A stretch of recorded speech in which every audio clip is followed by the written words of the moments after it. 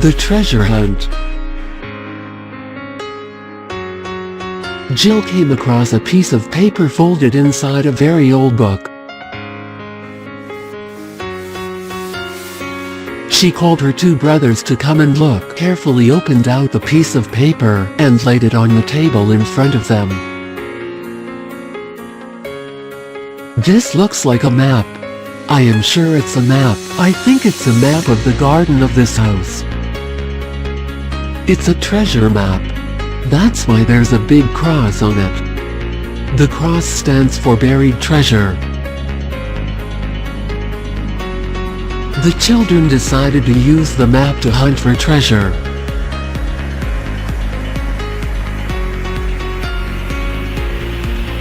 They went into the garden to get together the equipment that they needed.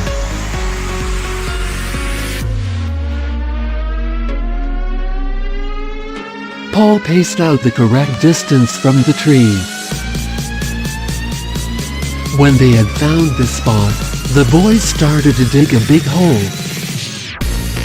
The hole was getting quite deep. Then Paul struck something with his spade. It made a sound like metal. Peter called out to Jill to come and look.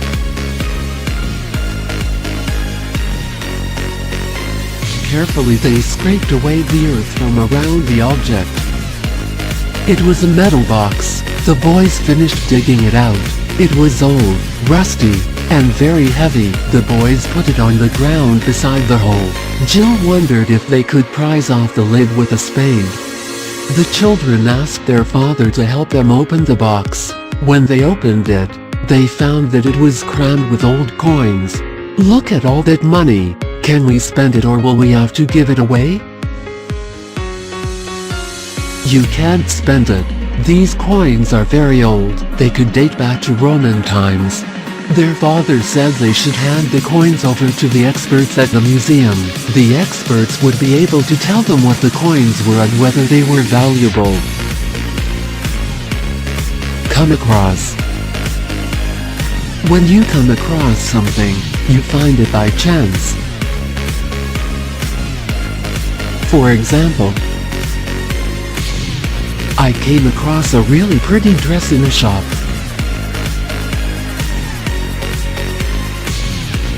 Open out. When you open out something that is folded, you unfold it. For example, the butterfly opened out its beautiful wings. Look like. You say that something looks like something when they have the same appearance. For example, Brian was wearing a cap that made him look like a policeman. Stand for. When something stands for something else, it represents it or means it. For example, what do the letters the USA stand for? Hunt for. When you hunt for something, you try very hard to find it. For example, Susan has been hunting everywhere for her purse. Get together. When you get things together, you bring a number of things that you want into one place. For example, Dad's getting together the things we need for the picnic. Pace out. When you pace out a distance, you measure it using big steps. For example, you can measure the length of the room roughly by pacing it out. Call out. If you call out, you say in a loud voice. For example, Emily called out a warning just before the statue fell over. Scrape away.